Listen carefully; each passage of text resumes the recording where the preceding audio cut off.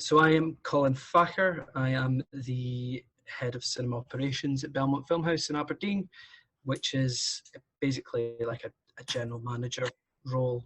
So Belmont Filmhouse started in its current form in 2014. Previous to that, we'd been run by another operator. So Belmont was doing actually really well prior to the lockdown. We had a really good February, but Parasite had done really, really well. Gave us a really busy February, I think the second busiest February that we've done since 2014. Then as the news changed from basically March 1st onwards, it went off a cliff.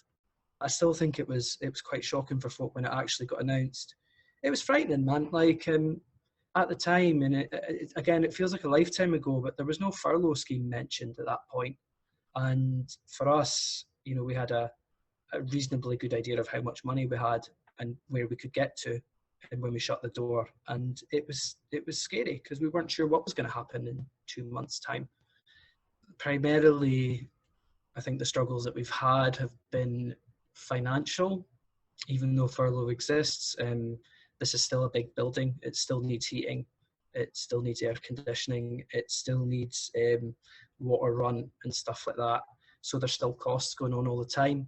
I think the other thing is just the battle of trying to keep your morale up. Yeah, it's certainly not been the easiest time. One thing that I've found really helpful is the fact that everyone else is in the same situation. So through networks, you do end up talking to other sites. You do talk to folk who are in a similar boat quite a lot, and it does help. It helps planning and it helps emotionally. I know when things are allowed to reopen, it kind of just comes down to what the circumstance is, and that comes down to whether we think it's financially safe to open at that time and just our own assessment of the risks that are going on to our staff and the customers who come in as well. So we've always tried to explore digital avenues and trying to keep audiences engaged while we've been closed.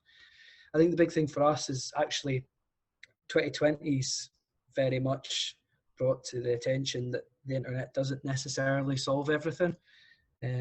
But we do our best. We do our best, and I think we've done an all right job of trying to keep people interested in what we do. How the pandemic changes cinema altogether. I think the idea that cinemas won't exist is overplayed. They will. They have a place. Even with streaming, they have a place. Like, you know, folk could wait until Blu-rays came out now if they had chosen, but they still go and see stuff in the cinema. So I think people will. The market might get squeezed a wee bit, but I think people will still go to cinemas. I'm pretty confident in that. And being open in September made me think that. How will it change it other than that? I mean, theatrical window is gone. Like, films will come out at the same time now, I think, on telly, on streaming platforms as they do in the cinema. And apart from maybe in special cases, I can't see how the audience will accept anything else. They know there's not any logistical reason that Wonder Woman can't come out on their TV at the same time as it's playing down the road in the theatre. Ultimately, cinemas just have to make sure that what they're offering is something different to sitting in the house. And we all know from the past year that sitting in the house a lot sucks and you need to get out occasionally. So come to the cinema.